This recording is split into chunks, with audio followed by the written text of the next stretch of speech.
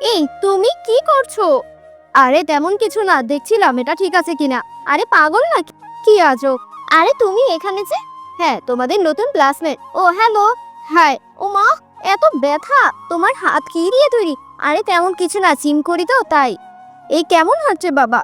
এই আজকে তোমাদের কার কার কাছে ফোন আছে তা চেক করা হবে, এদিকে আসো। এখন কি হবে? আমি তো ধরা পড়ে যাব। কোনো চিন্তা করো না স্যার, আমাকে দিয়ে শুরু করুন। আরে তোমার পুরো শরীরেই তো দেখা যাচ্ছে। স্যার, আপনার যন্ত্র নষ্ট মনে হয়। ঠিক আছে, কাল চেক করবো।